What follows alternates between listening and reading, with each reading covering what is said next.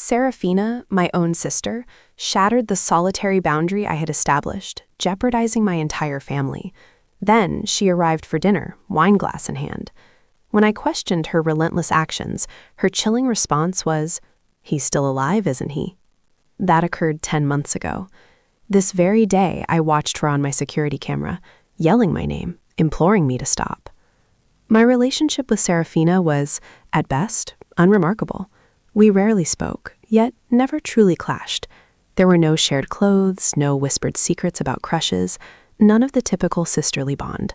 Our time together was often punctuated by an uncomfortable quiet, which neither of us felt compelled to disrupt. This changed dramatically when she turned 21. The moment her lips touched that first beer, everything shifted. Her drinking escalated from occasional to weekly, then to a daily habit. It was agonizing to witness her spiraling descent. Even more distressing was her attempt to pull me into her world. I had always avoided alcohol, yet she bullied and pressured me into consuming it. On her 22nd birthday, she handed me a bottle of water that was, in reality, pure vodka. When I recoiled, spitting it out and coughing, I looked up to find her recording my reaction, laughing cruelly.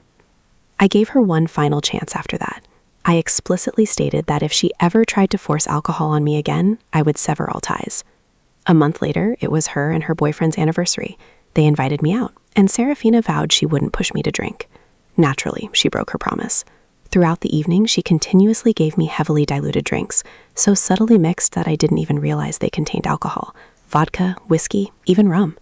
I remember feeling a slight disorientation after my third drink. The room began to sway. This was my first time intoxicated. I clung to her, confused and asking what was happening to me, but she merely chuckled. In her own tipsy state, she confessed what she had done. The specifics are hazy, but I distinctly recall a surge of pure fury. I hailed a taxi immediately, and once home, sent her a furious voice message declaring I never wanted to see her again. Insanely, she called me a week later, blaming me for ruining her celebration because everyone had looked at her like she was an outcast after my abrupt departure. I didn't even reply, just hung up the phone. Life continued without her. Soon after, I met the love of my life, Caleb. We got engaged, then married. Seraphina received no invitation and made no effort to reach out. Then, coincidentally, when I discovered I was pregnant, a message from her arrived. She claimed a friend's social media showed my announcement about having a baby with Caleb. Seeing it, she wrote, made her realize that nothing was more vital than family. She apologized profusely and pleaded for another opportunity. I was deeply hesitant, but ultimately agreed. We met for coffee at the Sunrise Cafe. While she was pleasant and apologetic, she consumed 3 glasses of wine, which instantly confirmed her regular drinking habits. I inquired about it, and she declared alcohol an inseparable part of her life. However, she pledged that if I allowed her back into my life, she would never again try to make me drink. After much deliberation, I agreed. I wasn't sure what to expect, but initially things proceeded smoothly. She respected my boundaries, never pressured me to drink, and never appeared more than slightly tipsy in my presence. But then, last week, she visited the Meadowbrook Residence, and it became terrifyingly clear that allowing her back into my life was the gravest error I could have made. This was her first visit since Leo's birth. I had explicitly warned her not to approach the baby if she had been drinking, and she assured me that was no issue. A persistent unease gnawed at me, but the past year's truce gave me reason to trust her, so I pushed my anxieties aside. She arrived with 2 bottles of wine. We shared a pleasant conversation, and even Caleb had a glass. I, however, abstained. Seraphina nearly emptied both bottles herself and became quite inebriated. Still, the evening seemed tolerable until she requested to use the bathroom. I directed her upstairs. After a few minutes, I went to check on her, fearing she might be unwell. But she wasn't in the bathroom. She was in our bedroom, perched on our bed, utterly wasted, cradling my infant son. The instant she saw me, panic flashed in her eyes, and she quickly rose to hand Leo to me. But as she stood, she lost her balance. She stumbled, dropping my baby. He fell to the floor. I screamed, rushing to him. Mercifully, he hadn't fallen from a significant height. He was crying, but appeared to have no serious injuries, for which I thanked every star in the sky. Seraphina scrambled up, profusely apologizing. I simply called Caleb, instructing him to hold Leo. I then dragged Seraphina downstairs and outside to confront her. I reminded her of my one rule. Under no circumstances was she to be near the baby while intoxicated. And while intoxicated, she decided to hold him, then dropped him. She continued her apologies, but I called her a taxi, declaring I never wanted to speak to her again. That decision, tragically, proved to be a mistake. As it turned out, she had done far more than just drop my baby. She had fed him the remainder of her wine bottle. Upstairs, Leo was now throwing up, and Caleb was frantically calling St. Jude's Medical Center. The subsequent hours blurred into a terrifying haze. An ambulance transported us to the emergency room, where doctors confirmed alcohol poisoning in my infant son. They performed tests for other complications, while Caleb and I paced the waiting room, petrified that we might lose our baby due to Seraphina's reckless act. The medical staff worked efficiently, but their solemn expressions did nothing to soothe our fears, as they monitored Leo's vital signs and took blood samples. The hospital social worker questioned us extensively, her gaze suspicious as we explained how our son had ingested alcohol. I could see in her eyes that she suspected we were concealing something. They initiated a mandatory child welfare investigation, making us feel like criminals when we were the victims. We were forced to answer the same questions repeatedly, detailing the incident in agonizing clarity, while our baby received treatment in another room. Throughout this nightmare, I tried repeatedly to reach Seraphina, but she wouldn't answer. Texts went unread, voicemails unheard. She had simply vanished after the ambulance departed. Caleb had made her leave the Meadowbrook Residence, but we had expected at least a call to check on Leo's condition. Her complete disappearance only affirmed that, deep down, she grasped the gravity of her actions. After an agonizing night at St. Jude's Medical Center, the doctors finally assured us Leo would be fine. No permanent damage was detected, though they cautioned that even minimal amounts of alcohol could potentially lead to developmental issues that might not be immediately obvious. We would need to monitor him closely and bring him for follow-up appointments. The wave of relief nearly buckled my knees. Caleb and I clung to each other, weeping with gratitude that our son had escaped serious harm. When we brought Leo home the following day, I was filled with an equal measure of relief and simmering fury. My sister had endangered my child's life and then disappeared without assuming any responsibility.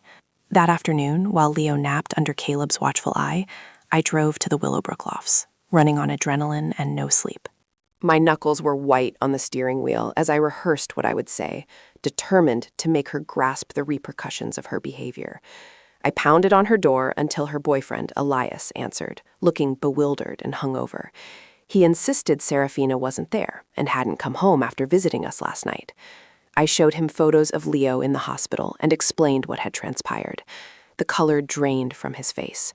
His shock seemed genuine, suggesting Seraphina hadn't even confided in him. "She's been getting worse," he admitted, drinking more than ever. "I've tried to help, but you make excuses for her," I finished his sentence, my voice sharp and clear.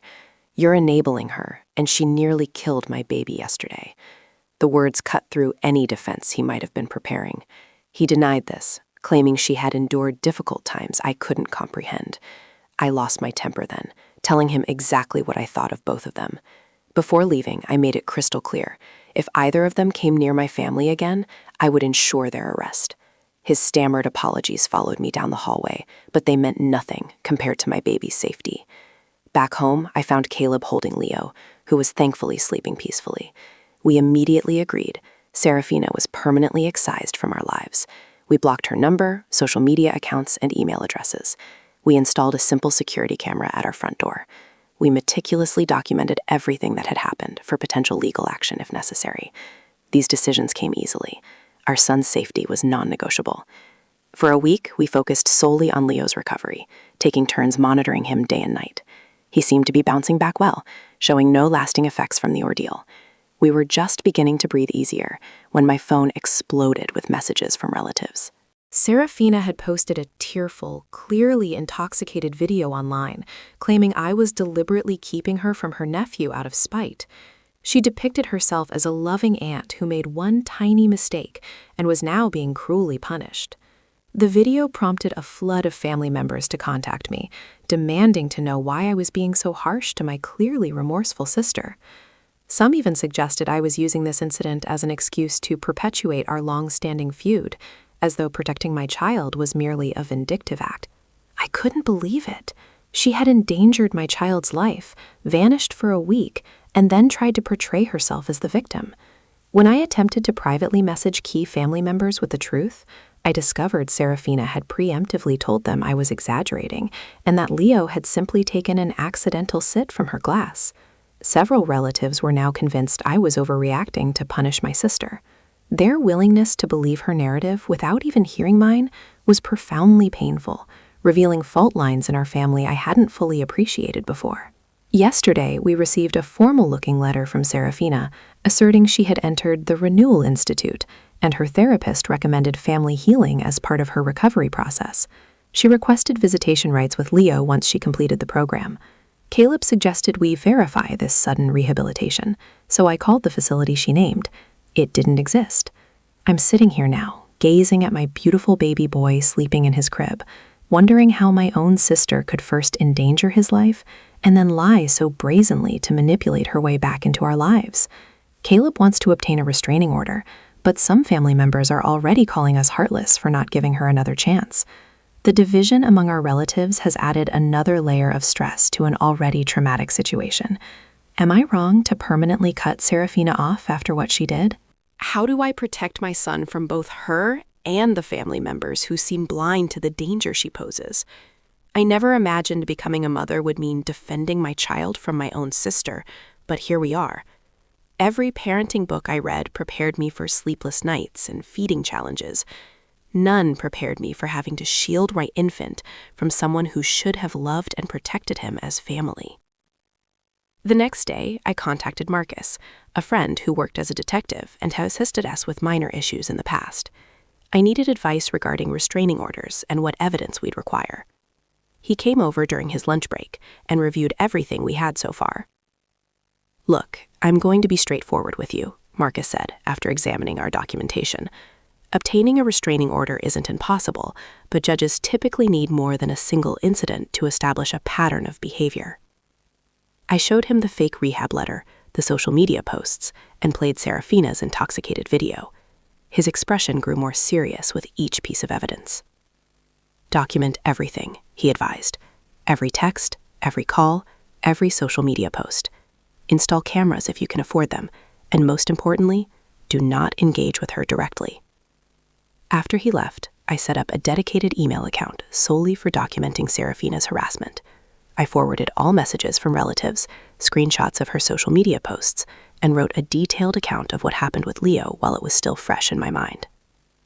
Caleb installed additional security cameras covering our backyard and driveway.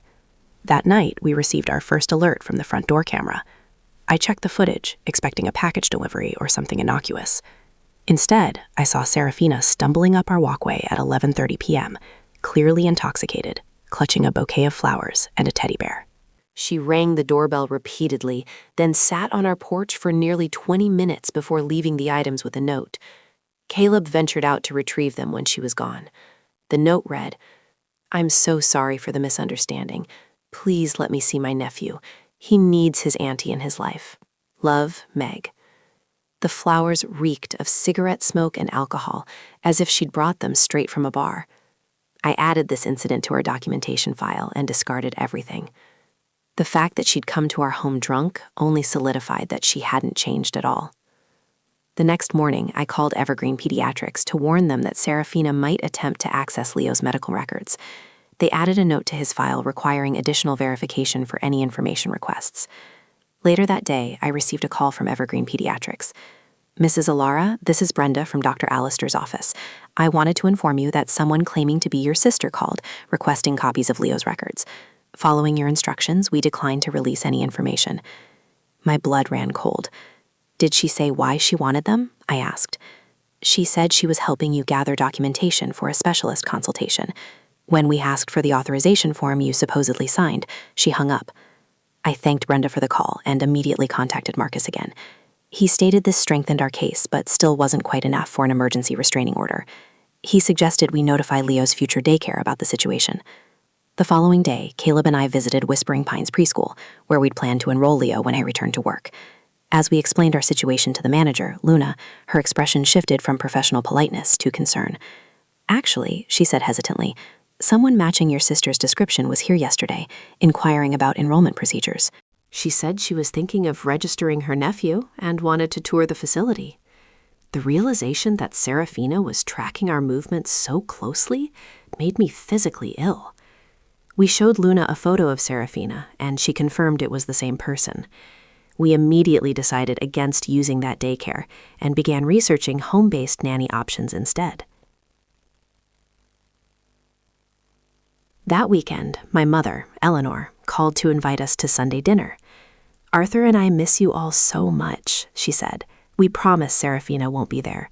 We just want to see our grandson and talk through everything calmly." After discussing it with Caleb, we cautiously agreed. This would be the first time my parents had seen Leo since the incident. Despite everything, I didn't want to deprive them of a relationship with their grandson if Seraphina genuinely wouldn't be present. We arrived at the Birchwood home around 4 p.m. Eleanor greeted us with teary hugs, cooing over Leo, who was awake and alert in his carrier. Arthur gave Caleb a firm handshake and kissed my cheek. Everything seemed normal as we settled in the living room, Leo on a blanket for tummy time while Eleanor brought out coffee and cookies. Then I heard it, the unmistakable sound of my sister's laugh coming from the kitchen. My whole body tensed. "Who else is here?" I asked, though I already knew the answer. Before Eleanor could respond, Seraphina walked in from the kitchen, holding a glass of wine. "Surprise," she said with a smile that didn't reach her eyes. "I thought we could finally talk things out." I didn't say a word. I simply picked up Leo, grabbed the diaper bag, and walked straight to the door. I heard Caleb behind me saying something to Eleanor and Arthur about trust being broken, but I was already strapping Leo into his car seat, my hands shaking with anger and betrayal. I drove home alone while Caleb stayed behind to confront my parents about their deception. When he returned an hour later, his expression was grim. "They admitted they set up the whole thing," he said, pacing our living room. "They thought if they could just get us all in the same room, we'd talk it out and everything would be fixed." "Did they say anything else?" I asked. "Yeah, and you're not gonna like it. Seraphina's been living with them for the past 3 weeks. Apparently, Elias kicked her out after learning what she did to Leo." I felt like I'd been punched in the stomach. My parents had lied to our faces while harboring the person who had endangered their own grandson. The depth of their betrayal was incomprehensible to me. I cried that night for the family I thought I had, while Caleb held me and promised we'd get through this together. The next morning, I sent a simple text to my parents. "We need space from all of you right now. Please respect that." Then I blocked their numbers. Caleb did the same. We needed time to process this betrayal and figure out our next steps without the constant pressure from my family. For a few days, things were quiet. We settled into a routine with Leo, who was thriving despite everything. I focused on enjoying my maternity leave with him, trying to put the Seraphina situation out of my mind as much as possible. Caleb returned to work, though he called to check in more frequently than before. On Thursday, I decided to venture out to Harvest Market with Leo. It was our first trip out together that wasn't a doctor's appointment, and I was feeling confident as a new mom. I put Leo in his carrier, which I placed securely in the shopping cart, and began making my way through the store. I was in the produce section, selecting apples, when I felt that unmistakable sensation of being watched. I turned to see Seraphina at the end of the aisle, pretending to examine a display of oranges while clearly tracking my movements. When our eyes met, she quickly looked away, acting as if she hadn't seen me. My heart raced. This couldn't be a coincidence. This was our local store, far from the Birchwood home where she was staying. She must have followed me here. I abandoned my half-filled cart and headed straight for the exit, clutching Leo's carrier tightly. In the parking lot, I scanned for Seraphina, but didn't see her. I quickly secured Leo in the car and drove home, checking my rearview mirror constantly. Once home, I had a full-blown panic attack, my first ever. I couldn't catch my breath, my heart was racing, and I was convinced Seraphina is going to appear at any moment. I called Caleb at work, barely able to speak coherently. He came home immediately to find me still shaking, Leo thankfully napping peacefully in his bassinet. "We need legal help," Caleb said once I'd calmed down. "This is stalking." The next day, we consulted with Marcus again, who agreed we needed to pursue a restraining order more aggressively. He reviewed our documentation and explained our options. For a restraining order, we typically need evidence of threats or harassment, he explained. Following you in a grocery store is concerning, but difficult to prove as intentional harassment. Courts generally want to see a pattern of behavior that would make a reasonable person fear for their safety. So there's nothing we can do? Caleb asked, frustration evident in his voice. I didn't say that, Marcus replied. Start documenting everything. Times, dates, locations. Set up more cameras. If she keeps showing up where you are, that builds our case. And don't respond to any contact attempts. That can be used against you to argue the contact was welcome. We left Crimson Investigations with a plan. We would document meticulously, avoid all contact, and build our case. It wasn't the immediate solution we wanted, but it was something. Over the next week, Seraphina escalated her attempts to contact us. She created new email addresses to bypass our blocks, sent daily messages about her recovery journey, and left voicemails asking for just 5 minutes with Leo. Each message started sympathetically enough, but inevitably included subtle guilt trips and manipulative language. I know you're just trying to protect Leo, one voicemail said, but do you really want him growing up without knowing his aunt who loves him so much? Don't you remember how much you loved spending time with Aunt Patty when we were kids? I saved everything without responding. With each message, her tone gradually shifted from pleading to demanding, from I understand why you're upset, to you're being unreasonable and you can't keep him from me forever. 2 weeks after the harvest market incident, our newly hired nanny, Chloe, reported something disturbing. While taking Leo for a walk in the neighborhood, she noticed the same car circling the block 3 times. She couldn't identify the driver, but the behavior was concerning enough that she cut the walk short and returned to the Meadowbrook residence. I'm probably being paranoid, Chloe said, but with everything you've told me about your sister, I didn't want to take any chances. We thanked her for her vigilance and decided to invest in a GPS tracking device for the stroller. It felt ridiculous. What parent has to track their baby's stroller because of their own sibling? But we were taking no chances with Leo's safety. The next day, I received a troubling call from Willow, a mutual childhood friend who still had occasional contact with Seraphina. I don't want to alarm you, Willow said, but Seraphina's been asking me some weird questions. She wanted to know what time you usually put the baby down for naps, and if you still keep a spare key under the planter like your parents used to. What did you tell her? I asked, trying to keep my voice steady. Nothing. I told her I hadn't been to your new house and wouldn't know that stuff. She claimed she wanted to leave a special surprise for Leo, but something felt off about it. I thought you should know. I thanked Willow for the warning and immediately called a locksmith to change all our locks. We also changed our alarm codes and ensured every window was secured. That night, neither Caleb nor I slept well, taking turns checking on Leo and listening for any unusual sounds. Around 2 a.m., Caleb nudged me awake. There's a car parked across the street, he whispered. It's been there for at least an hour. I peered through our bedroom blinds. Even in the darkness, I could make out the outline of Seraphina's distinctive hatchback. A figure sat in the driver's seat, just watching our house. Caleb pulled on jeans and a sweatshirt. I'm going out there. Be careful, I warned, already reaching for my phone in case I needed to call 911. I watched from the window as Caleb approached the car. The headlights suddenly switched on, temporarily blinding him, but he continued forward. I could see him speaking to the driver, his posture tense and defensive. After a brief exchange, the car pulled away from the curb and drove off. It was her, Caleb confirmed when he returned. She claimed she was just making sure we were safe. When I told her I was calling the police, she took off. The next morning, we took this new evidence to Marcus, who agreed we finally had enough for a temporary restraining order. We filed the paperwork that day, and the order was granted within hours. Seraphina was now legally prohibited from coming within 500 feet of us, our home, or Leo's doctor's office. For about a week, the restraining order seemed to work. We didn't see Seraphina's car, receive any messages from unknown accounts, or notice anyone following us. We began to relax slightly, thinking perhaps the legal action had finally gotten through to her. Then I discovered something horrifying. While checking Instagram one evening, I stumbled across a mommy blog account using photos of Leo.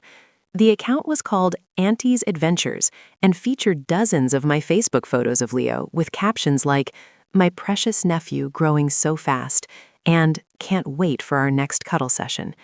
I dug deeper and found 3 more fake accounts across different platforms, all using stolen photos of my son and pretending to have a relationship with him.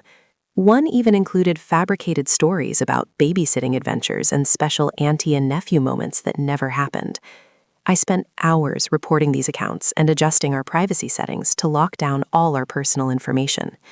Caleb contacted Marcus about this new development, but since Seraphina hadn't directly contacted us or approached us physically, the fake accounts didn't technically violate the restraining order. The stress was taking a toll on both of us. Caleb suggested we start therapy to help deal with the constant anxiety and hypervigilance we were living with. We found a therapist specializing in family trauma and scheduled our first session at the Serenity Well Center for the following week. During that first session with Dr. Allister, we took turns explaining the situation, from the initial incident with Leo to the ongoing stalking behavior. Dr. Allister was validating and supportive, helping us understand that our reactions were normal given the circumstances. Halfway through the session, Caleb's phone rang. He apologized and moved to silence it, but then saw it was our neighbor calling. He answered, listened for a moment, then his face went pale. "We need to go," he said, already standing. "Someone broke into our house." We rushed home to find 2 police officers in our driveway. Our neighbor had called 911 after noticing our side door standing open. The officers had cleared the house and found no one inside, but invited us to check if anything was missing. Everything in the living room and kitchen appeared untouched. Our electronics, jewelry, and other valuables were all in place. But when we reached Leo's nursery, I stopped dead in my tracks. On the changing table sat a large gift basket wrapped in cellophane with a pink bow. Inside were baby clothes, toys, and a card, signed with "Love from Auntie Seraphina." But something was wrong. I approached the basket cautiously and detected a strong smell of wine. When Caleb carefully unwrapped it, we discovered all the baby clothes were soaked in red wine. The card inside read, "Since you won't let me see him, I thought I'd send something for him to remember me by. Blood is thicker than water, but wine leaves a stronger stain." The police documented everything and took the basket as evidence. They explained that since nothing was damaged or stolen, and Seraphina had left before they arrived, they could only add this to our case file. The officer suggested we consider installing more security cameras and perhaps getting a dog as an additional deterrent. After they left, Caleb and I sat on the couch in stunned silence. The violation of our home, specifically our baby's room, left me feeling violated and terrified. The wine-soaked clothes were a clear reference to the original incident and showed that Seraphina not only felt no remorse, but was actively taunting us about it. "We can't stay here," I finally said. "She knows where we live, she can get in any time she wants, and the police can't do anything until after she's already done something." Caleb agreed. "My parents have been asking us to visit. Maybe we could go stay with them for a while. They live in Lakeside. She wouldn't think to look for us there." The next day, we packed essentials for an extended stay, installed additional security cameras that would send alerts to our phones, and drove to the Lakeside Haven, Frederick and Vivian's home. We didn't tell anyone where we were going, not even our close friends, fearing the information might somehow get back to Seraphina. Frederick and Vivian welcomed us warmly, converting their home office into a temporary nursery for Leo. They were horrified by our situation and promised to help however they could. Their house was in a quiet, gated community with good security, which gave us some peace of mind. For the first 3 days at the Lakeside Haven, I finally relaxed enough to sleep through the night. Being away from our home and the constant fear of Seraphina appearing gave me space to breathe. Leo seemed to sense the change in atmosphere too. He was smiling more and fussing less. On the 4th day, my phone chimed with a text from an unknown number. "Nice place. The garden looks peaceful." My blood ran cold. I showed Caleb the message, and he immediately went outside to scan the neighborhood. There was no sign of Seraphina, but the message was clear. She had somehow found us again. Frederick, Caleb's father, was a retired security specialist who had worked for various corporations. When we showed him the text, he immediately went into professional mode, helping us secure the house further and coaching us on safety protocols. "No established routines," he advised. "Vary your schedules, the times you come and go, different routes if you drive anywhere, and absolutely no social media updates, not even private ones." We followed his advice religiously, but Seraphina still managed to extend her reach. She somehow obtained Frederick and Vivian's phone numbers and began calling them with elaborate stories about me keeping her from her only nephew. When that didn't work, she moved on to Caleb's extended family, forcing us to have uncomfortable conversations with aunts, uncles, and cousins, explaining why a woman they'd never met was contacting them about our baby. Meanwhile, the court date for our permanent restraining order was approaching.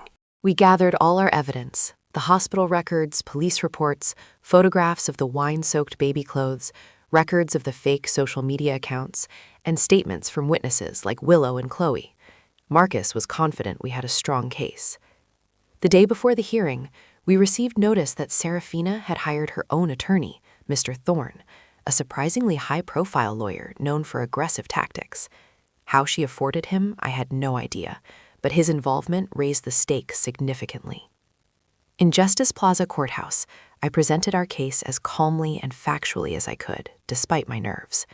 I detailed how Seraphina had endangered Leo by giving him alcohol, her subsequent stalking behavior, the break-in, and the ongoing harassment.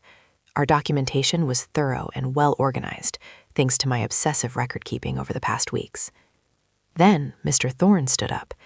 He portrayed Seraphina as a struggling alcoholic who had made one terrible mistake and was being unfairly punished while trying to recover. He claimed I had a history of exaggerating Seraphina's behavior due to childhood jealousy, and that I was using this incident to permanently cut her off from family connections she desperately needed for her recovery. "My client has enrolled in the Renewal Institute, Your Honor," he said smoothly.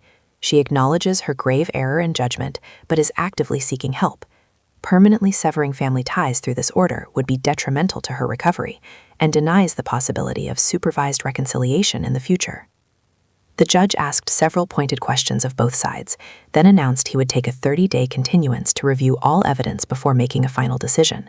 In the meantime, the temporary restraining order would remain in effect. We left Justice Plaza Courthouse feeling deflated.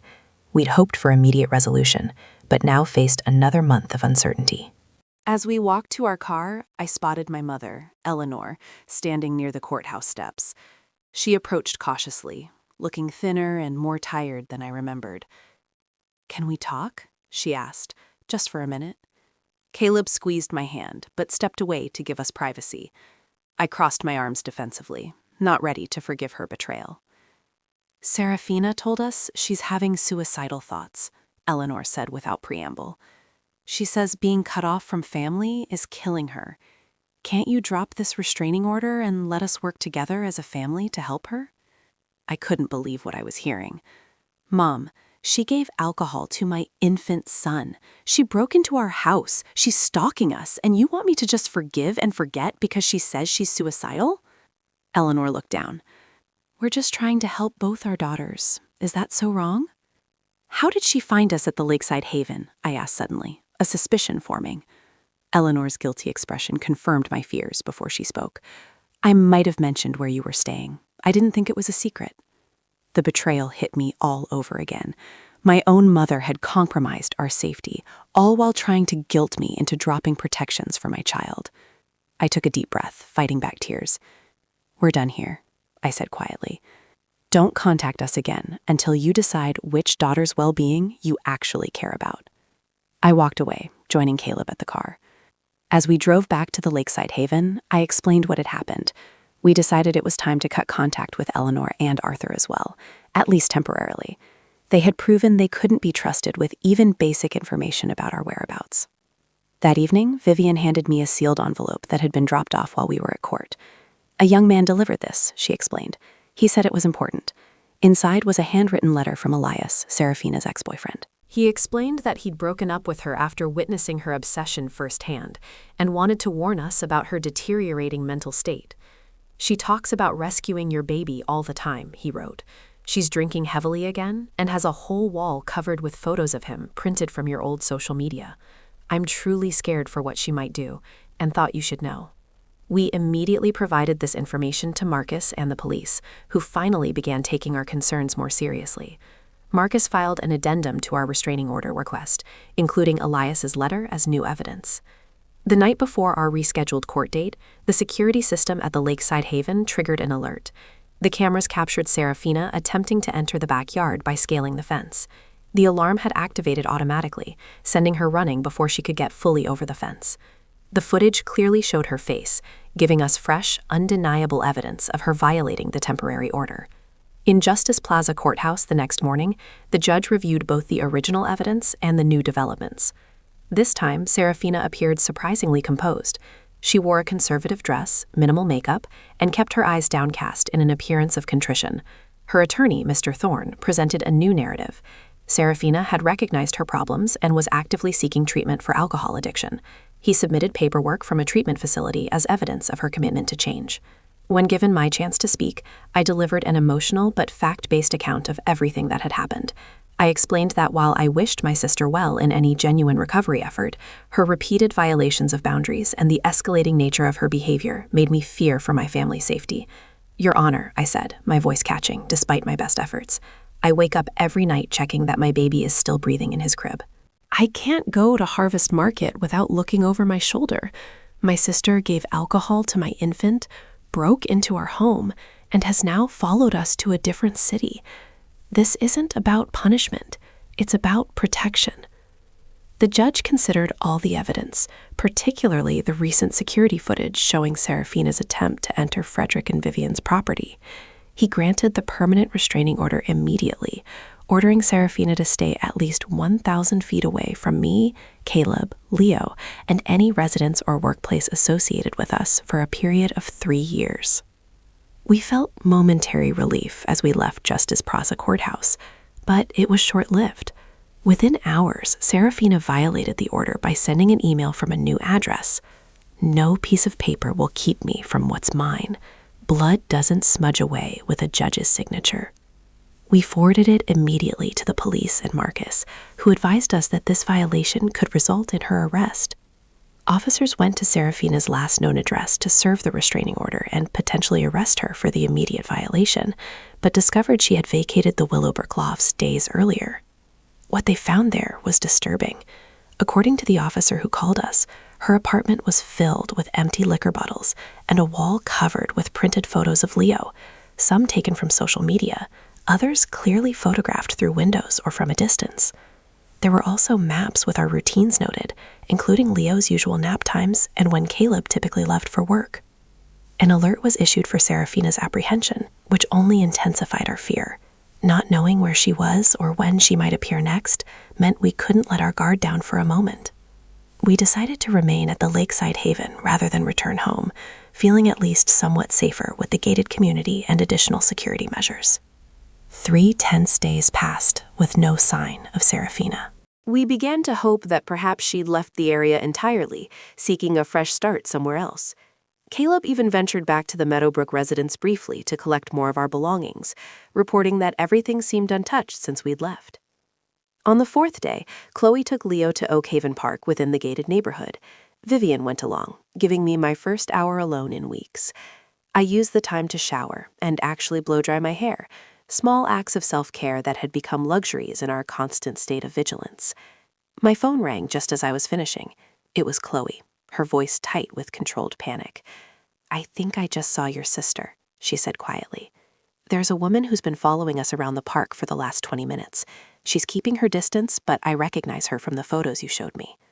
My heart raced. "Where are you now?" "Near the playground. Your mother-in-law is with Leo on the swings. I stepped away to call you." "Stay with them," I instructed. "Caleb will be there in 2 minutes. I'm calling the police." I hung up and immediately called Caleb, who was working in Frederick's home office. He ran out the door without even ending the call. Then I dialed 911, explaining the situation and the active restraining order. They promised to dispatch officers immediately. Through the living room window, I saw Caleb's car screeching out of the driveway. I paced anxiously, waiting for news. 5 minutes later, though it felt like hours, Caleb called back. "We've got Leo," he said, breathless. "We're coming home now. Chloe definitely saw Seraphina. She tried to run when I showed up, but the security guard stopped her at the gate. Police are taking her into custody now." I collapsed onto the couch in relief. When they arrived home minutes later, I clutched Leo to my chest, breathing in his baby scent and letting tears flow freely. For the first time in weeks, I allowed myself to believe we might actually be safe. Later that evening, an officer called to confirm that Seraphina had been arrested for violating the restraining order. She would be held pending a bail hearing, and given her history of violations, there was a good chance she would remain in custody, at least temporarily. We thanked the officers profusely for their quick response. That night, I slept deeply for the first time in what felt like months, with Leo's bassinet pulled close to our bed and the knowledge that, at least for now, Seraphina couldn't reach us. The next morning, we began serious discussions about our long-term plans. Did we want to return to the Meadowbrook Residence eventually? Should we consider moving to a different city? How would we handle family events in the future, knowing Eleanor and Arthur couldn't be trusted to maintain boundaries? We had more questions than answers. But one thing was clear. Our lives had been fundamentally changed by Seraphina's actions, and we would never again take our family's safety for granted. Whatever came next, whether Seraphina remained in custody or was released, we would face it together, with our son's well-being as our only priority. "Do you think she'll ever understand what she did?" I asked Caleb as we sat on Frederick and Vivian's porch that evening, watching the sunset while Leo napped inside. "I don't know," he answered honestly, "but I do know it's not our job to help her understand. Our job is to protect our son, and that's exactly what we're going to do." I nodded, leaning against his shoulder. The road ahead wouldn't be easy, but for the first time since that horrible day when Seraphina had given alcohol to our baby, I felt like we might actually find our way through this nightmare. The bail hearing was set for the next morning, and Caleb insisted on attending to ensure the judge understood the severity of the situation. Vivian offered to stay with me and Leo, which was a relief since I wasn't mentally ready to face Seraphina again so soon. When Caleb returned a few hours later, his expression was a mix of relief and concern. "She got bail," he said, dropping onto the couch beside me. "But there are conditions. She has to wear an ankle monitor to track her movements, submit to weekly drug and alcohol testing, and stay at least 1,000 feet from us at all times." "How did she seem?" I asked, bouncing Leo gently on my knee, oddly calm. Her lawyer did most of the talking. She just sat there staring straight ahead. The only time she showed any emotion was when I mentioned the alcohol monitoring. She actually argued with her lawyer about it. That didn't surprise me. Even with everything at stake, alcohol was still her priority. We decided to remain at the lakeside haven a while longer, not quite trusting the monitoring system to keep us safe. Leo seemed happy enough with the arrangement, thriving under the additional attention from his grandparents. 2 weeks later, we received a call from Marcus. He'd been keeping tabs on Seraphina's case and had news. They did a full substance abuse evaluation as part of her bail conditions, he explained. The assessment revealed more than just alcoholism. The psychologist found concerning personality disorder traits that might explain her fixation on your son. "What does that mean for us?" I asked. "The court has ordered her to undergo dual treatment, both for alcohol addiction and for her mental health issues. It's actually a good thing. She'll get more comprehensive monitoring than just for the drinking." I felt a strange mix of emotions at this news. On one hand, it was validating to hear professionals confirm what we'd suspected, that Seraphina's issues went deeper than just alcohol. On the other hand, a diagnosis didn't undo the trauma she'd caused, or guarantee she'd actually improve. About a month into Seraphina's court-mandated treatment, we received a formal letter from her therapist, Dr. Anya Sharma. They were requesting a supervised family session as part of her treatment plan. The letter emphasized that our participation was entirely voluntary and would only occur in a controlled therapeutic environment. Caleb and I discussed it with our own therapist, Dr. Allister, whom we'd continued seeing through video sessions. "I'd advise against it at this early stage," he said. "Seraphina needs to show sustained progress in her individual therapy before family involvement would be beneficial, and even then, I'd recommend starting with just you two adults, not including Leo." We sent a polite but firm response, declining the invitation, explaining that we weren't ready for direct contact. To our surprise, Dr. Anya Sharma responded with understanding, saying they would continue working with Seraphina individually and might reach out again in the future if appropriate. Around this time, Eleanor and Arthur made another attempt at reconciliation. Arthur called Caleb's cell phone, knowing I probably wouldn't answer if they tried me directly. "Please, just listen," Arthur said when Caleb reluctantly put him on speaker. "Eleanor and I have been doing a lot of thinking. We spoke with Seraphina's doctors, too. We understand now that we've been enabling her behavior for years, making excuses instead of holding her accountable." "That's great, but it's a little late," I replied, not bothering to hide the bitterness in my voice. "We know," Eleanor chimed in, apparently also on the call. "We failed both our daughters. We failed you by not protecting you from her behavior, and we failed her by not getting her help sooner. But she is truly changing this time. The doctors say her progress is remarkable. I sighed, exhausted by the cycle of hope and disappointment. Even if that's true, protecting Leo comes before anyone's feelings, including yours, including hers, and including mine. There was silence on the other end. Then Arthur's voice, softer now. We understand that. For the first time, I think we really do. I didn't make any promises, but I did agree to let them continue receiving updates about Leo through email and photos. It was a small concession that cost me nothing, but might help rebuild some kind of relationship eventually. Still, I made it clear that any information shared with Seraphina would result in immediate cutting of communication again. 6 months passed with relative calm. According to reports from the Renewal Institute, Seraphina was complying with all requirements. She attended therapy sessions, maintained sobriety, verified by testing, and hadn't violated the restraining order or monitoring conditions. We gradually settled into a new normal, eventually returning to the Meadowbrook Residence after installing a comprehensive security system that would make a bank vault jealous. Then, a formally worded letter arrived, delivered through Dr. Anya Sharma as allowed by the court. In it, Seraphina acknowledged her actions without excuses or manipulation. She expressed remorse for endangering Leo and for the subsequent stalking behavior. She didn't ask for forgiveness or access to Leo, just acknowledged the harm she had caused and her commitment to recovery. I read it several times, analyzing every word for hidden manipulation or guilt trips. Finding none, I showed it to Caleb. "What do you think?" he asked. "I don't know," I admitted. "It seems genuine, but we've been fooled before. I'm not ready to respond, but I won't throw it away either."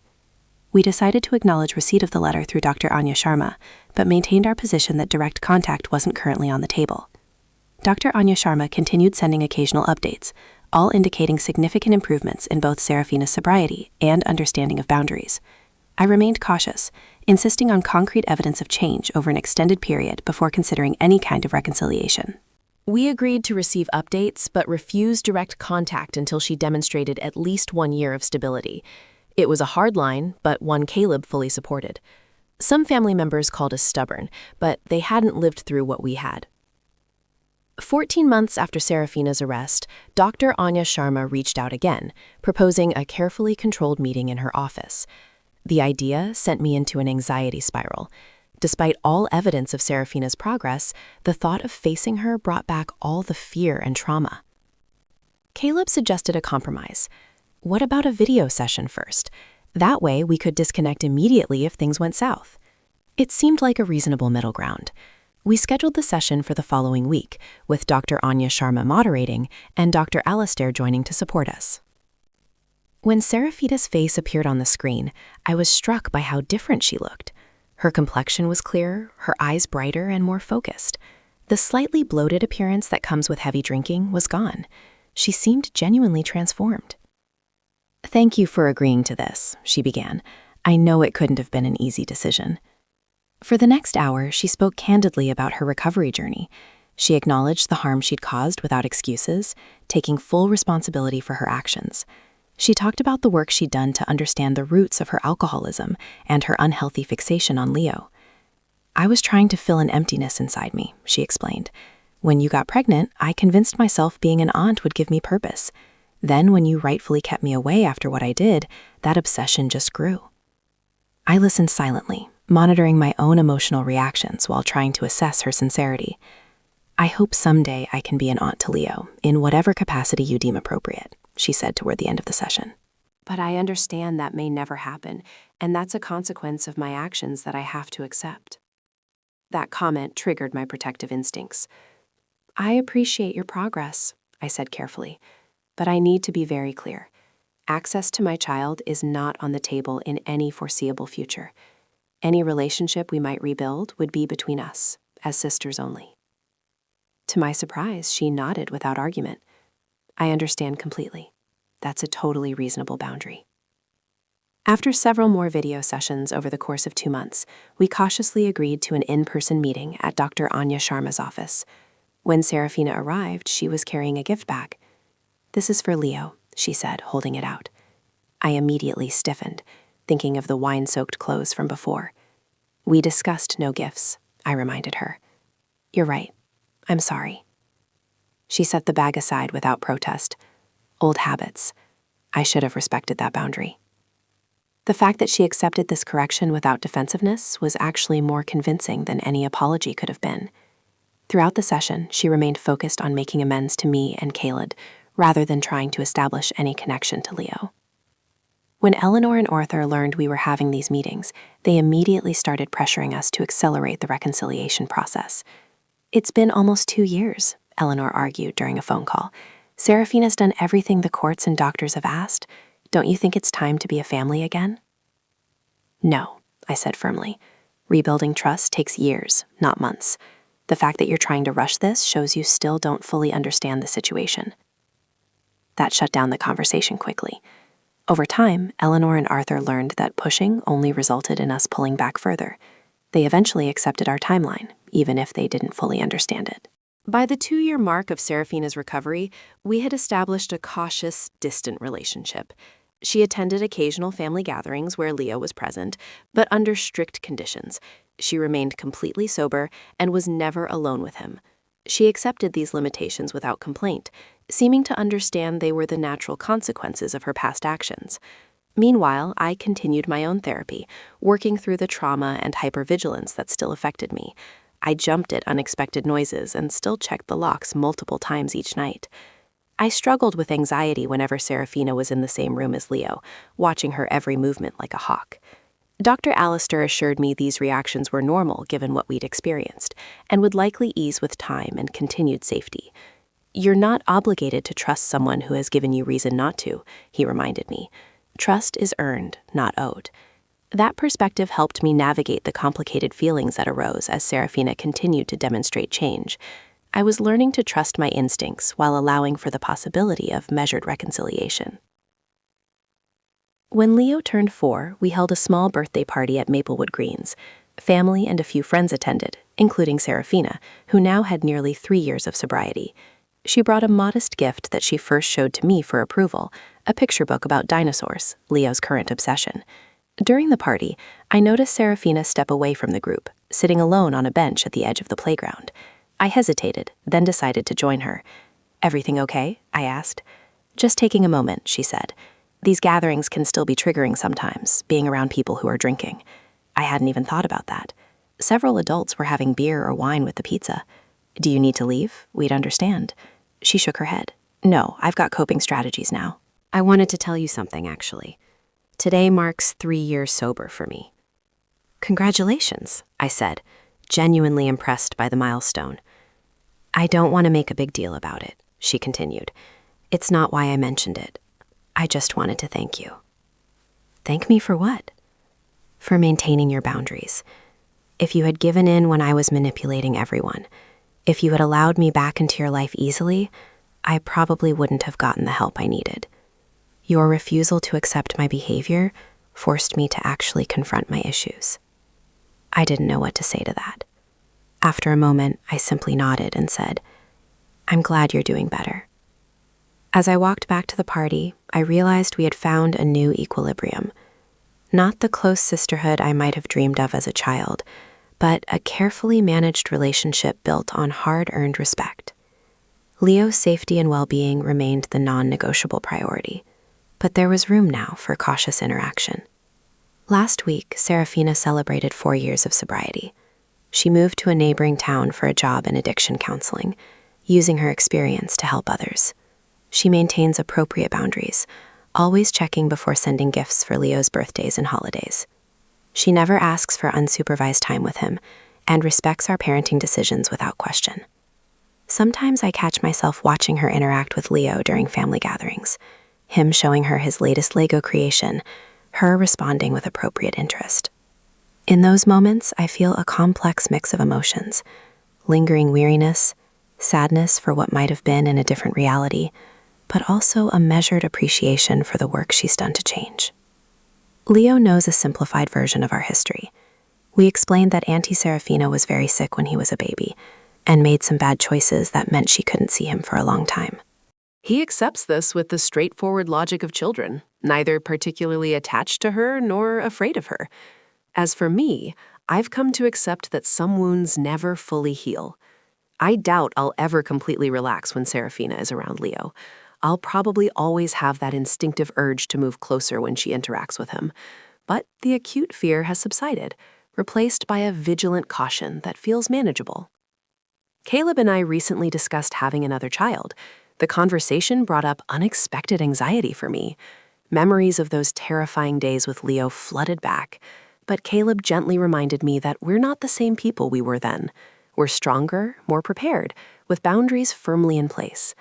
We can't let fear of what happened in the past stop us from building our future, he said, holding my hand across the kitchen table. He's right, of course. The best revenge against trauma is to not let it control your life forever. We're moving forward, cautiously but deliberately, holding our boundaries firm while allowing for the possibility of growth and change. I still have the letter Seraphina sent from the Renewal Institute all those years ago. I keep it as a reminder of how far we've all come, but also as evidence should we ever need it again. Trust, once broken, is never quite the same. But life continues and families evolve. Ours certainly looks different than I ever imagined, shaped by crisis and painful reckonings, but ultimately stronger for having weathered the storm. Sometimes people ask if I've forgiven my sister. That's a complicated question without a simple answer. I've accepted the reality of our relationship as it exists now. I've acknowledged her work toward change, but forgiveness implies forgetting, and as a mother, I can never forget. Instead, I found something more practical and sustainable, a cautious peace built on clear expectations and demonstrated behavior, rather than promises or obligations. That's the thing about real life. It rarely wraps up with neat bows and perfect resolutions. Sometimes the best ending isn't reconciliation, but a clearer understanding of necessary boundaries. Sometimes heroism looks like simply protecting your child day after day from whatever threats may come, even when those threats come from people who should have loved them. If there's one thing I've learned through all this, it's to trust my instincts as a mother. I knew my sister had problems, but I allowed social pressure and family expectations to override my better judgment. Never again. My son's safety will always come first, regardless of who might be offended by the boundaries we set. For those facing similar situations with family members who endanger your children, my advice is simple. You don't owe anyone access to your child. Not parents, not siblings, not anyone.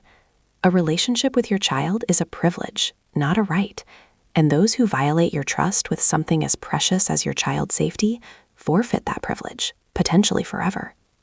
As for Seraphina, I hope her recovery continues. I hope she finds fulfillment in her work helping others overcome addiction. I hope the growth she's shown is genuine and lasting. But my priority remains unchanged: protecting my family, maintaining appropriate boundaries, and creating a safe, stable environment for my son to grow up in. That's not a fairy tale ending, but it's a real one. And in the messy, complicated world of family dynamics and addiction, reality is all we have to work with.